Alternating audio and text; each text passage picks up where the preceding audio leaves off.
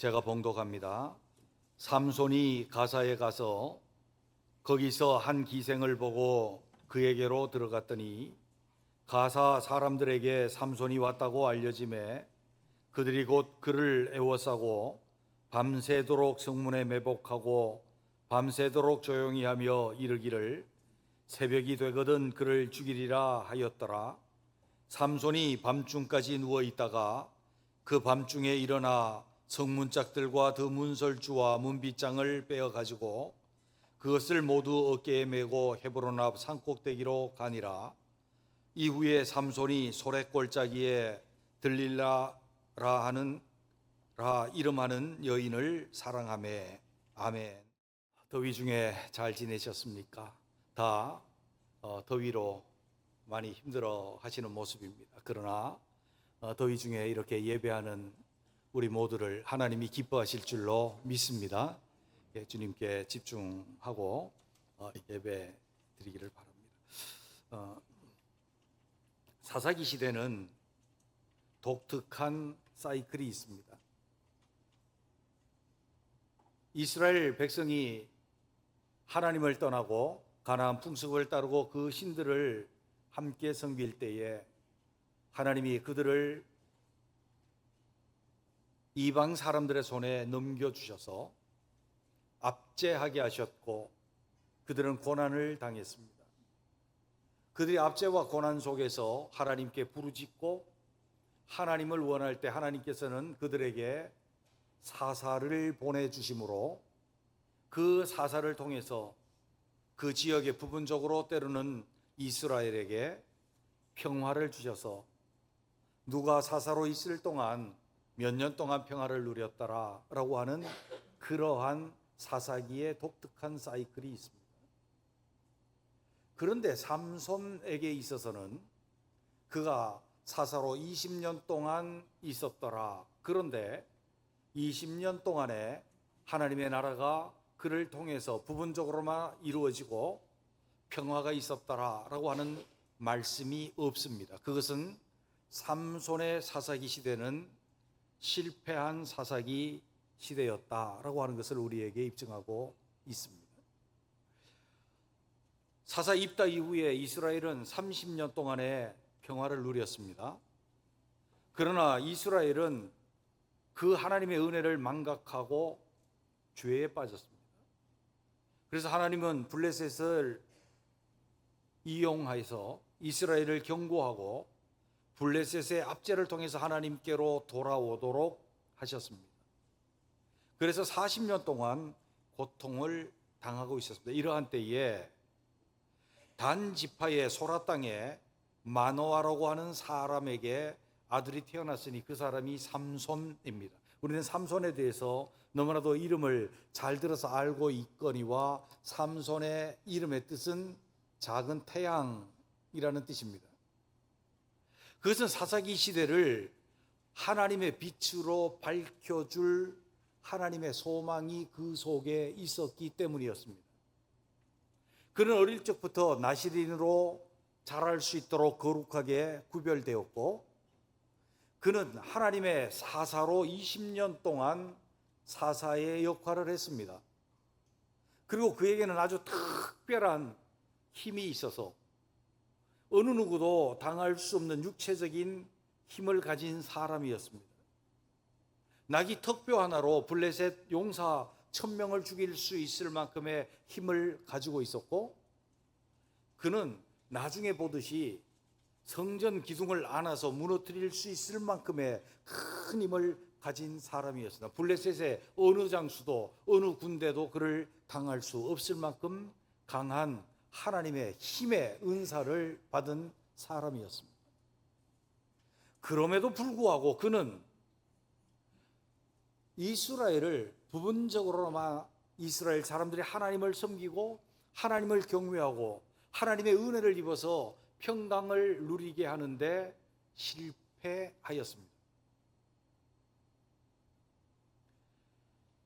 그는 그 개인적으로도 눈이 뽑히고 노예로서 맷돌을 짐승이나 돌릴 맷돌을 돌리면서 살다가 겨우 그 신전을 무너뜨림으로 많은 사람들을 죽인 것, 그것으로 그의 생애는 끝이 납니다.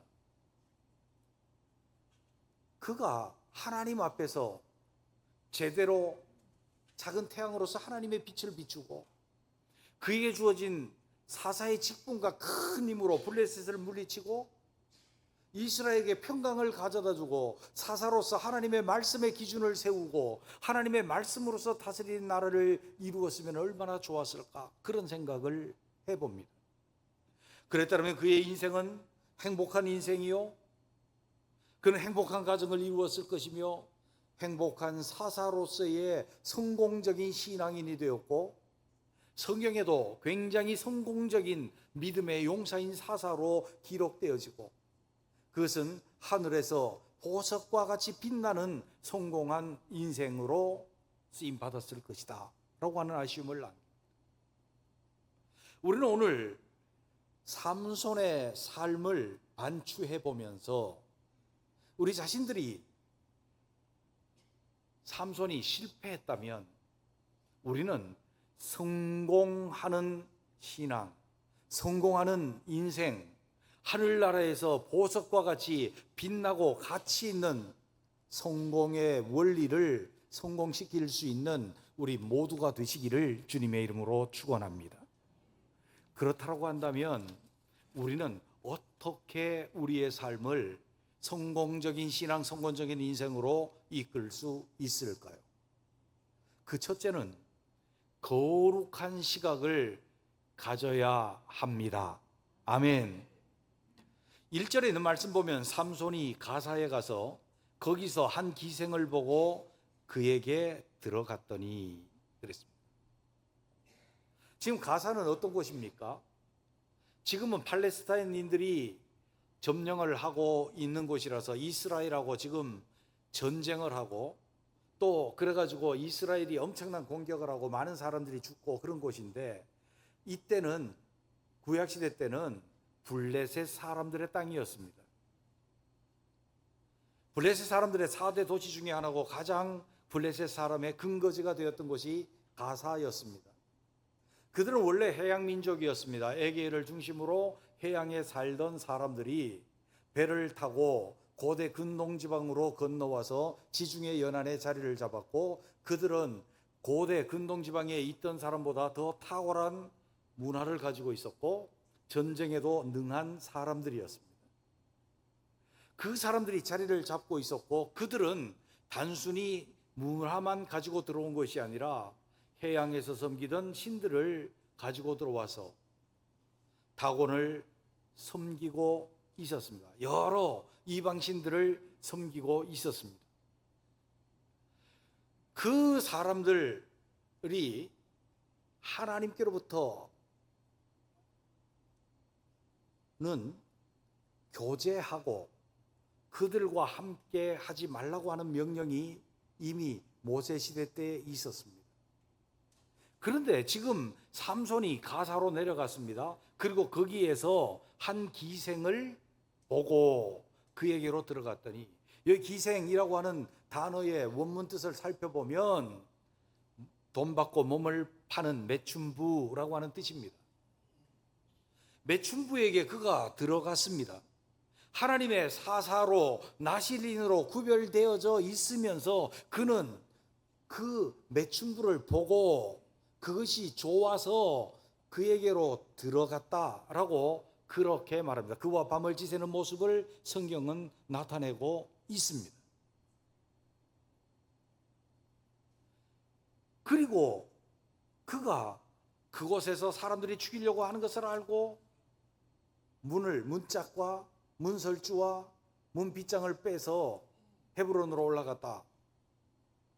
그리고 얼마 안 있다가 4절에 보면 이후에 삼손이 소렉 골짜기에 들릴라라 이름하는 여인을 사랑하며 그가 또 다른 블레셋의 여인을 사랑하게 되었고 그것으로 말미암아 그가 그의 인생을 망쳐버리는 결정적인 계기가 되고 맙니다.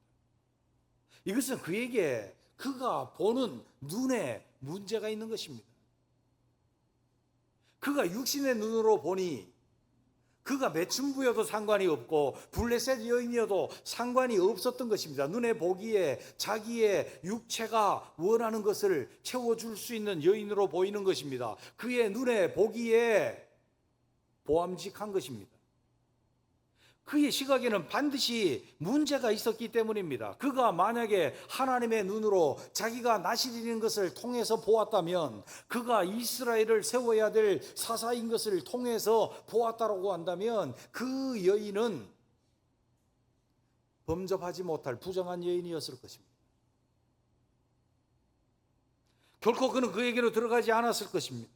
사실 이 일은 처음 있는 일이 아닙니다. 그가 사사로 부르심을 입고 나서 처음에 있었던 블레셋 여인과의 결혼 문제가 있습니다.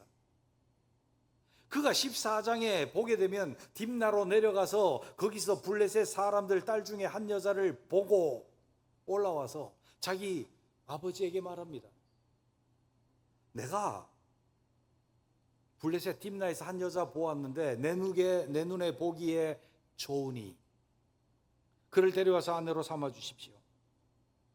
그의 부모가 그에게 이르되 내 형제들의 딸 중에나 내 백성 중에 어찌 여자가 없어서 내가 할례 받지 못한 블레셋 사람에게 가서 아내를 맞으려 하느냐 하니, 삼손이 그 아버지에게 이르되 내가 그 여자를 좋아하니 나를 위하여 그 여자를 데려오소서 하니라.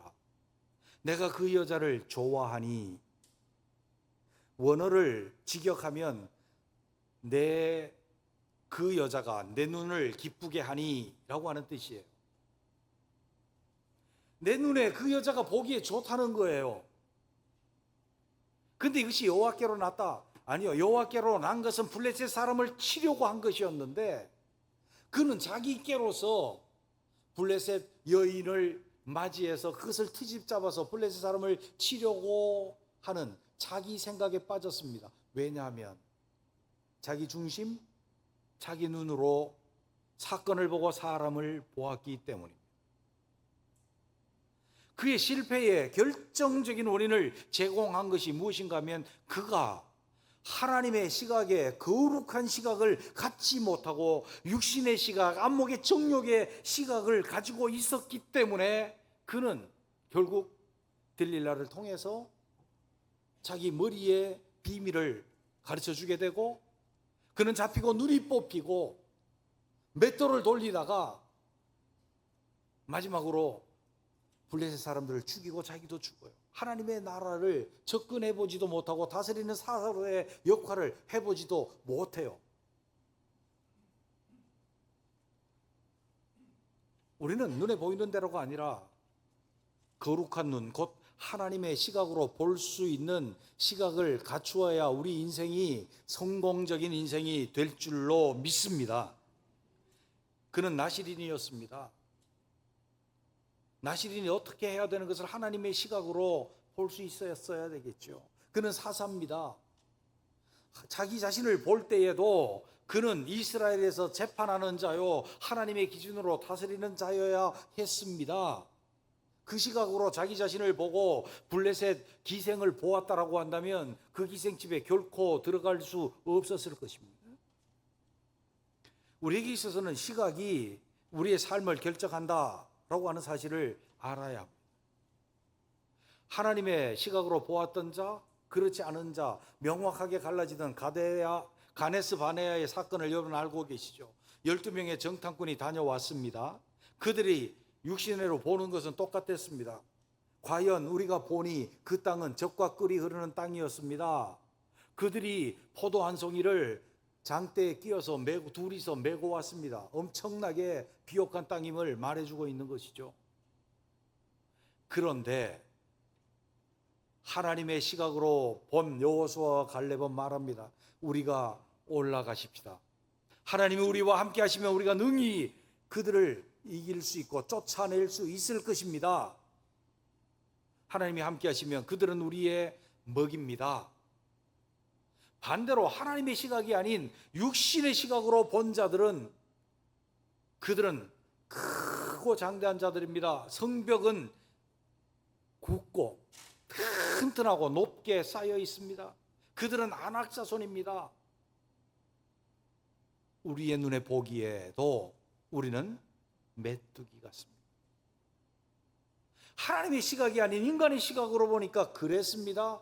그들은 그 인간의 시각으로 하나님 앞에서 백성들에게 그것을 전했고, 백성들은 울면서 인간의 시각을 말합니다. 여호와가 어찌하여 우리의 매장지가 없어서 우리와 우리 자식들을 이 광야에 데리고 와서 다 죽이려고 하느냐. 밤새도록 원망하며 울며 불었습니다. 하나님, 내 귀에 들린 대로 너희에게 행하리라 그랬습니다. 그들의 운명을 결정한 것은 그들의 눈이 어떻게 보느냐는 것이었습니다. 우리를 성공적인 인생으로 이끄느냐, 실패하는 인생으로 이끄느냐, 거기에 시작점에는 우리의 눈이 어떻게 보느냐에 달려있는 것을 말씀해 주고 있습니다. 창세기 13장에서는 아브라함과 롯의 시각이 나옵니다. 하란에서 떠날 때에 아브라함이 하나님의 말씀을 따라 떠났고 롯도 함께 하였더라. 그래, 함께 갔어요. 그래서 함께 가나안 땅에서 하나님의 복을 받아서 그들의 양떼들이 서로 많아져서 서로 동거할 수 없게 되었어요. 그래서 아브라함이 자꾸 다투니까, 종들이 다투니까 말합니다. 너와 나는 고륙지친이다. 다툴 수 없다. 네가 좌면 내가 우하고 네가 우하면 내가 좌할 것이다. 네가 먼저 선택해라. 롯이 눈을 들어서 소알 땅을 바라보았습니다. 하나님께서 소돔과 고모라를 멸하기 전이었기 때문에 소알 땅에는 물이 넉넉하죠. 그래서 하나님의 동산 같아요. 그래서 그가 양떼를 몰고 그쪽으로 떠납니다. 그의 시각은 무엇이었습니까? 물이 넉넉한 곳, 육신의 시각이었습니다. 양떼를 잘 먹이고 번성할 곳이었습니다. 아브라함은 가나안 땅에 남았습니다. 그것은 하나님의 시각으로 하나님이 약속하신 땅이었습니다. 그들의 운명은 갈렸습니다. 척박해 보였지만, 아비멜렉에게 이리저리 고난을 당할 수 있었지만, 아브라함은 그곳에서 하나님의 은혜로 큰 복으로 믿음의 조상으로 성공적인 인생을 살았다면, 롯은 소돔 땅에서 홀로 고군분투하였지만 아브라함을 생각하사 롯을 구출하셨습니다. 그러나 그는 어떤 일을 당했습니까? 두 딸이 있었는데 아내는 죽고 두 딸이 아버지와 관계에서 후손을 남겼는데 그 후손이 모압과 암몬입니다. 하나님의 성회에 영원히 들어오지 못할 그럴 자들이 되고 말았던 것입니다. 그의 인생은 성공입니까? 실패입니다. 무엇입니까? 그 성공과 실패를 갈라놓았던 그 시초에 뭐가 있었느냐? 하나님을 통해서 하나님의 시각으로 보느냐, 육신의 시각으로 보느냐에 신앙의 성공과 실패가 갈려져 있고 인생의 성공과 실패가 갈라져 있다라고 하는 사실을 우리는 압니다. 여러분, 성공적인 가정을 위해서는 어떻게 해야 합니까? 우리의 가족을, 배우자를 볼 때 하나님의 시각으로 보시기를 바랍니다. 하나님께서 내게 나를 돕는 배필로 세워주신, 하나님이 주신 내 배우자로 보세요. 얼마나 사랑스럽고 얼마나 귀합니까? 내 자식을 볼 때에 어쩌다가 내가 저 자식을 낳아서가 아니고 하나님이 내게 주신 귀한 선물로 보십시오. 하나님 시각으로 보십시오. 내가 어떻게 저에게 해주어야 되고 부모로서의 역할을 해야 되고 저가 얼마나 보배로운 자인지를 보게 될 것입니다. 가끔은 제가요, 후배들에게, 장로님들과 관계가 불편해하는 후배들에게 제가 이런 얘기를 해요. 하나님께서 목사님의 목회를 도우라고 세워주신 장로님이 너한테는 그렇게 불편하냐? 하나님의 시각으로 봐라. 얼마나 감사하냐. 너의 모자라는 부분, 부족한 부분을 채워주실 분들이다. 시각을 바꿔라. 나중에 저한테 와서 목사님 감사해요. 내가 시각을 바꿨더니 나도 달라지고 장로님도 달라지고 관계가 좋아졌어요. 그러더라고요. 여러분, 우리의 시각은 사람을 보든 사물을 보든 사건을 보든 하나님의 시각으로 볼 수 있는 우리가 되시기를 주님의 이름으로 축원합니다. 두 번째로 보게 되면 우리가 성공적인 인생을 위해서 뭐가 필요합니까? 우리를 부르심을 깨닫고 거기에 반응하며 삶이 필요합니다. 15장 20절은 어떻게 끝납니까? 블레셋 사람의 때에 삼손이 이스라엘의 사사로 20년 동안 지냈더라. 그런데 16장 1절에 삼손이 가사에 가서 거기서 한 기생을 보고 그에게로 들어갔더니 라고 말합니다. 사실 이 성경은요, 장과 절을 구별한 것은 나중에 후대 일이고요. 원래 장절이 없었어요. 쭉 하나의 문서로 기록됐어요. 그러면 우리가 장절이 없다라고 생각해 보죠. 삼손이 사사로 20년을 지냈더라. 삼손이 가사에 가서 한 기생을 보고 그에게로 들어갔더니 이렇게 읽을 수 있단 말이에요. 그렇다고 한다면 지금 삼손은 사사로서의 역할을 해야 됨에도 불구하고 그것을 인식조차 하지 못했고 그 역할도 제대로 부르심에 대한 반응도 제대로 하지 못하며 살았음이 나타나고 있죠. 여러분 보세요. 사사, 샤파트라고 하는 단어에서 나온 것인데 샤파트는 무엇인가 하면 심판하다, 재판하다, 다스리다 라고 하는 의미예요. 그래서 사사는요, 재판하면서, 재판은 뭐예요? 기준을 세우는 거죠. 의의 기준을 세우고 의의 기준으로 다스리는 자가 사사예요. 사사시대 때 사사들은 뭐 했어요? 하나님의 말씀대로 이스라엘을 기준을 세우고 하나님의 말씀대로 살 수 있도록 다스렸던 자가 사사였다 그 말이에요. 근데 그는 사사 일 동안에 희생집에 들어가고 있는 거예요. 왜 그랬을까요? 자기를 나실리로 부르신 그 부르심을 깨닫지 못했고 사사로서의 사명도 깨닫지 못하고 거기에 합당한 반응을 하지 못하면서 살았습니다.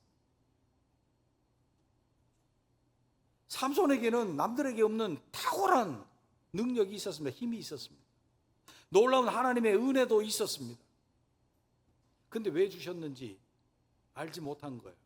어디다가 쓰라고 주신지 몰랐던 거예요. 그래서 거기에 합당하게 반응을 깨닫고 반응하고 그 반응에 일으킨 대로 살지 못했던 거예요. 자기에게 주신 그 힘을, 육체적인 힘과 근력을 블레셋 여인들하고 노는 노름에 사용하고 말았던 거예요. 우리는 알아야 합니다. 우리에게 하나님께서 부여하신 부르심이 있습니다. 그 첫째는 우리를 흑암의 권세에서 불러내서 그리스도의 나라로 부르심입니다. 우리를 옮기셨습니다. 사랑의 나라로 옮기셨습니다. 아브라함을 불러서 하란에서부터 메소포타미아에서부터 하란에서부터 가나안 땅으로 옮기셨습니다. 사도행전에서는 옮겼다 말씀합니다. 이스라엘 백성들을 종되었던 애굽 땅에서 가나안 땅으로 옮기셨습니다. 옮겨 놓았더니 시원찮아 가지고 바벨론으로 흩었다가 다시 그들을 옮겼습니다.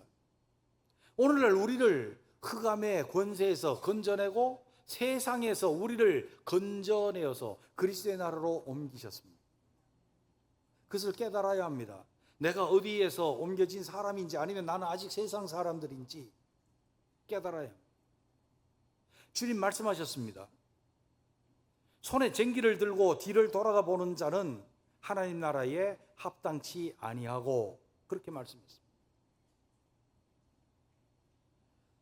우리에게 있는 진주를 보배를 개에게 돼지에게 던지지 말라 그렇게 말씀하셨습니다.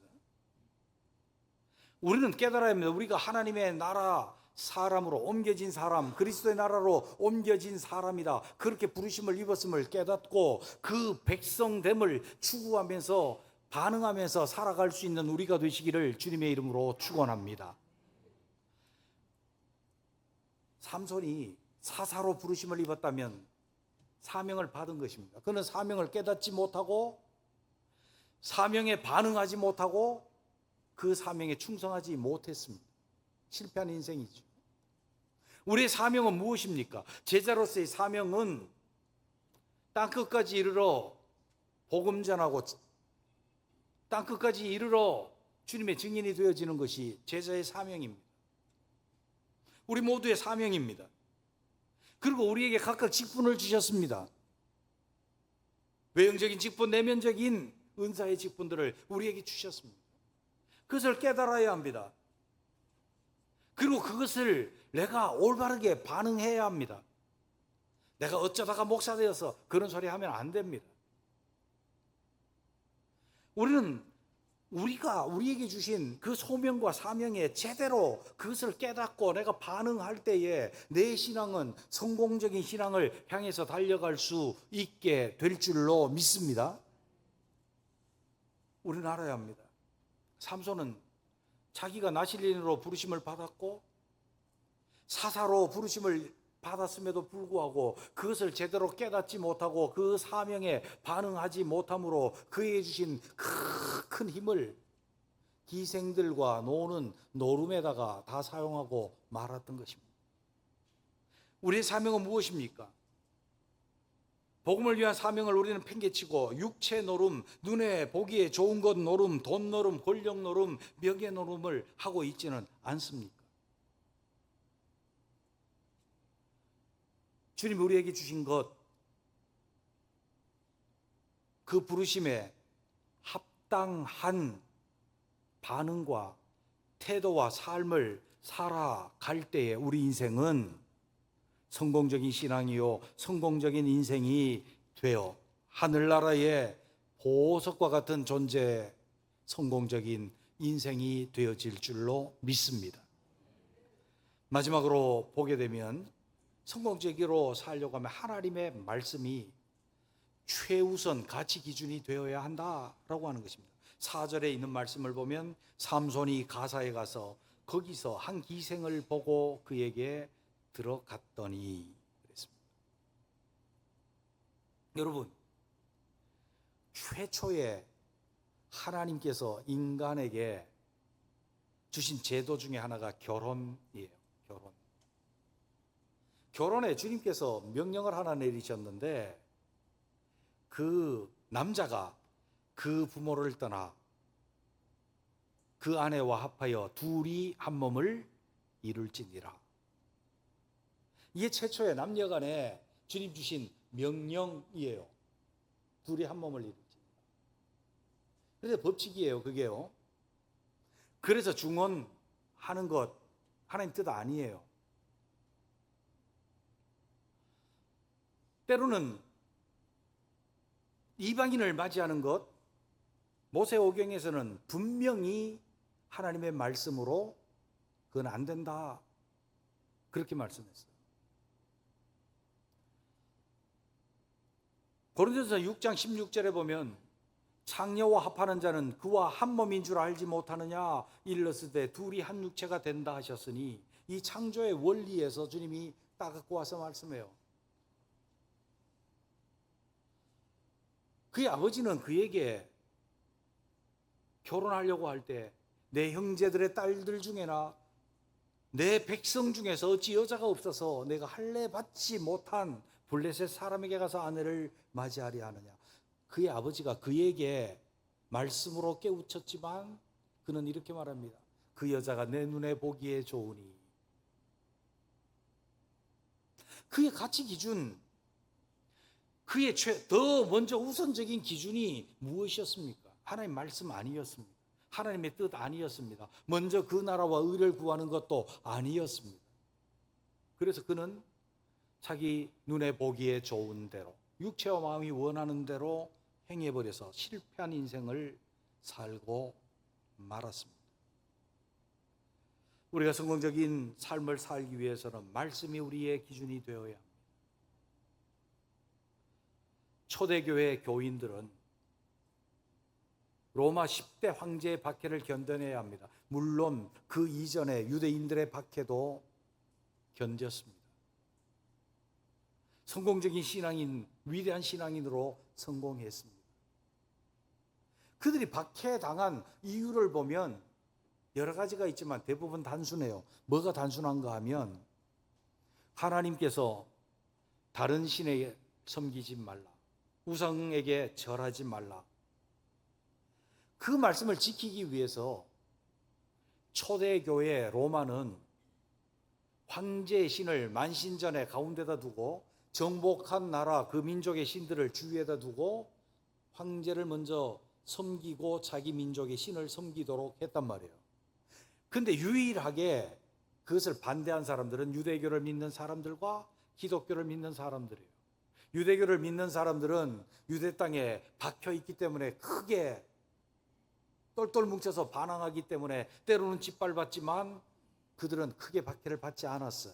그러나 기독교인들은 디아스포라 되어서 이곳저곳에서 살면서 황제 숭배를 거부했기 때문에 그들은 잔혹한 박해를 견뎌내어야 했습니다. 왜 그랬을까요? 왜 그랬을까요? 우상 앞에 절하지 말라라고 하는 한마디 하나님의 그 말씀이 그들의 절대 가치 기준이었기 때문에 그들은 그들의 목숨과도 그 말씀을 바꾸지 않았어요. 바꾸지 않았어요. 이 한국 땅에 복음이 들어왔을 때 수많은 순교자를 냈습니다. 조상에게 제사하지 않는다는 이유로. 때로는 주의를 성수하기 위해서 엄청난 박해를 당하고 때로는 순교를 당하고 때로는 가문에서 파문을 당하며 고난을 당했습니다. 그 주일 성수를 하기 위해서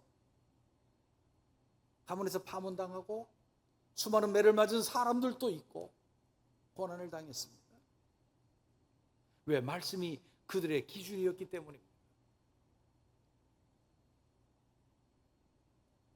우상에게 절하지 않기 위해서 엄청난 시련을 당했습니다. 거짓말하지 못해서 사회생활하는데 엄청난 지장을 받았습니다. 주의를 성수하기 위해서 좋은 직장, 출세의 길 다 포기한 우리의 믿음의 선배들이 수도 없이 있습니다.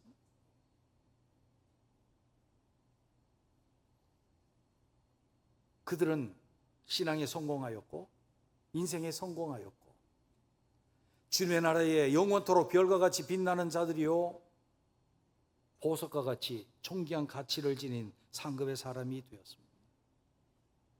오늘 우리도 우리의 가치 절대 기준을 세워야 합니다. 세월이 어떤데? 아니요. 주님의 말씀의 원리는 절대 원리입니다. 그것이 적용되어지는 적용점들은 다를 수 있습니다. 각각 상황에 적용되는 것은 다를 수 있습니다. 그러나 절대 원리는 변하지 않습니다. 하나님의 말씀이 우리 인생의 최우선 기준이 될 수 있는 저와 여러분이 되시기를 주님의 이름으로 축원합니다.